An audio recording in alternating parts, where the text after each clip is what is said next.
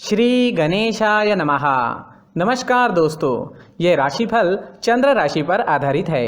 चंद्रमा मन का कारक है। हमारे मन पर जो भी उतार चढ़ाव आते हैं वो चंद्रमा की स्थिति लेकर आती है। इस वजह से चंद्रमा की पोजीशन हमारे रोज के जीवन को बहुत ज़्यादा प्रभावित करती है और उसके अकॉर्डिंग हमारा दिन अच्छा या बुरा जाता है।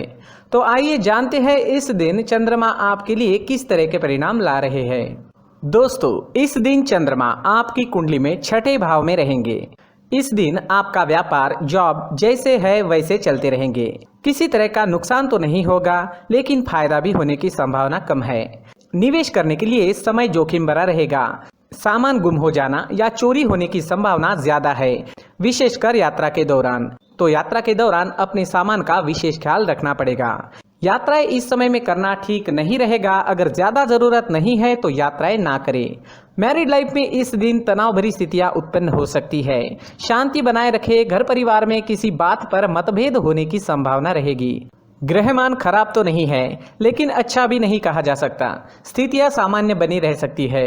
अगर आप विदेश में व्यापार या जॉब करते हैं तो आपके लिए समय काफी अच्छा रहेगा। विदेश से धन कमाने के लिए भी समय अच्छा रहेगा। अगर लव लाइफ की बात करें तो लव लाइफ के लिए समय सामान्य रहेगा। किसी को प्रपोज करने के लिए, प्यार जताने के लिए समय अनुकूल नहीं है। अपने परिवार से शादी के लिए अनुमति लेनी है तो ये दिन ठीक नहीं रहेगा। थोड़ा सचेत रहे, शांत रहे, जीवन को एंजॉय करने की कोशिश करते रहे। अगर स्वास्थ्य की बात करें तो स्वास्थ्य के लिए समय अनुकूल नहीं है। कोई बड़ी परेशानी तो नहीं होगी। जो लोग पहले से बीमार हैं उन्हें सेहत का ख्याल रखना होगा। सेहत से संबंधित छोटी मोटी परेशानियां इस समय में सता सकती है। दोस्तों, इस दिन परेशानियां, नुकसान या स्वास्थ्य से जुड़ी परेशानियां आपको सताए तो मंदिर जाकर भगवान का दर्शन जरूर करें और 1 रुपए का सिक्का मंदिर के मुख्य गुल्लक में जरूर डालें। आपके अच्छे के लिए भगवान से प्रार्थना करना ना भूलें। और इस दिन चंदन या केसर का तिलक अपने माथे पर जरूर लगाएं। हमारा स्वास्थ्य काफी हद तक हमारी आदतों पर निर्भर होता है। अगर आप एक्सरसाइज, योगा करते हैं, सुबह टहलने जाते हैं, अपने स्वास्थ्य के अनुरूप डाइट प्लान बनाकर उसे अच्छे से निभाते हैं तो सेहत से जुड़ी परेशानियां आने की संभावनाएं काफी कम हो जाती है और इम्यूनिटी बढ़ने से मौसमी बीमारियों का खतरा भी नहीं सताता। तो दोस्तों, खुद को स्वस्थ रखने की कोशिश जरूर करें। इस दिन हरे रंग का इस्तेमाल करना आपके लिए अच्छा रहेगा और 5 अंक इस दिन आपके लिए लकी साबित हो सकता है। दोस्तों, ये राशिफल चंद्र राशि पर आधारित है। कभी कभी हमारी पर्सनल कुंडली में बाकी ग्रहों की पोजीशन कुछ इस तरह की होती है कि आपके राशिफल परिणाम में बदलाव दिख सकता है। इसलिए राशिफल को एक मार्गदर्शन के तौर पर लिया जाए तो ज्यादा अच्छा रहेगा। दोस्तों, सभी राशि के लोगों के लिए जीवन में आगे बढ़ने के लिए कुछ जरूरी बातें वीडियो में आगे बताई गई है, तो वीडियो आगे जरूर देखें। व्यक्ति को अपने जीवन में सफल होने के लिए मेहनत के साथ साथ भाग्य का साथ होना भी बहुत ही आवश्यक होता है। अगर व्यक्ति का भाग्य उसका साथ देता है तो कम मेहनत में ही अधिक सफलता प्राप्त होती है। परंतु कई बार ऐसा देखा गया है कि व्यक्ति के जीवन में कई ऐसी घटनाएं घटित होती है जिसकी वजह से उसको बहुत सारी परेशानियों का सामना करना पड़ता है और इस स्थिति में व्यक्ति को बिल्कुल भी समझ नहीं आता कि ऐसा क्यों हो रहा है।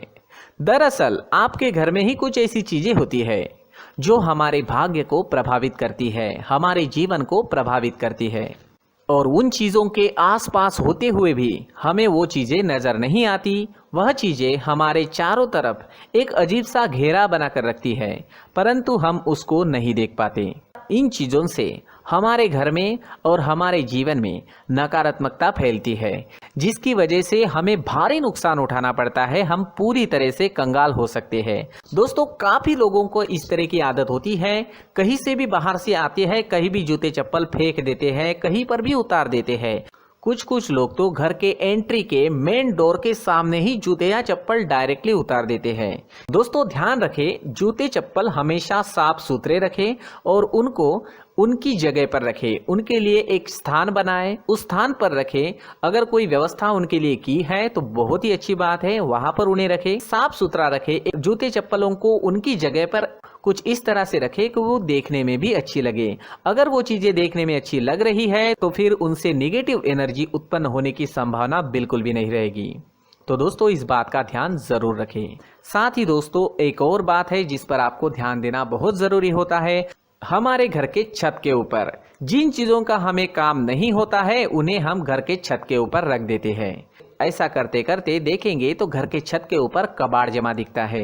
जी हाँ, जो चीज़ें हमें लगता है आगे जाके हमारे काम में आ सकती है वो हम घर के ऊपर रख देते हैं, लेकिन वो चीज़ें तो काम में नहीं आती, हमारे जीवन पर वो चीज़ें बहुत ही गहरा निगेटिव इफेक्ट डालती है, क्योंकि ये चीज़ें हमें कहीं ना कहीं हमारे जीवन में पीछे रखेगी। इस वजह से घर के छत को पूरी तरह से साफ रखें, पूरी तरह से साफ सुथरा रखें, क्लीन रखें। साथ ही दोस्तों हम हमेशा देखते हैं घर के ऊपर जाने के लिए जो सीढ़ियां हैं, उन सीढ़ियों के नीचे जो जगह होती है वहां पर सामान हमेशा रख दिया जाता है।